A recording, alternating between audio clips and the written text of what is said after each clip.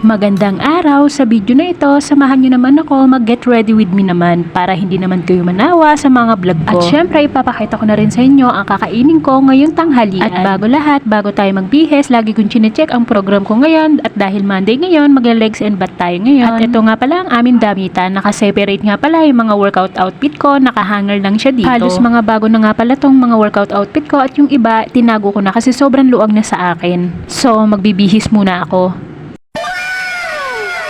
At ayan, nakapagpalit na tayo ng workout outfit. At syempre, hindi mawawala sa atin ang ating skincare. Alam nyo na naman kung anong ginagamit ko. Ito ay RDL cleanser lang to. At hindi mawawala sa atin ang ating Maxipil Sunblock. Kailangan talaga natin ng skincare, lalo na tayo nagkakaedad na at hindi tayo pabata. At ito nga pala ang lipstick na ginagamit ko na long lasting talaga siya na kahit kumakain ako, hindi siya agad-agad nabubura. At pagkatapos niya, magsusuklay naman tayo ng buhok. At syempre, kailangan natin magsuklay ng buhok, lalo na haharap tayo sa social media para presentable naman tayong tingnan. Pasintabi nga pala sa aking leki-leki at hindi ko pa na-harvest yan. Last year ko pa yan huling na-harvest. At ito na nga, magsasapatos muna tayo. Ito nga pala yung sapatos na ginagamit ko. Pagkatapos ko magsapatos, ito na nga at nag-ready na ako. Diyan muna kayo. At ito na nga, ipapakita ko sa inyo ang aking tanghalian. Para sa aking tanghalian, meron akong ginisang munggo na 290 calories.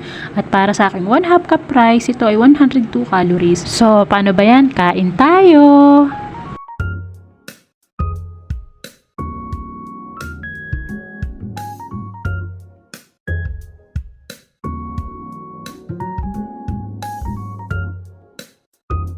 So, yun lang muna. Bye!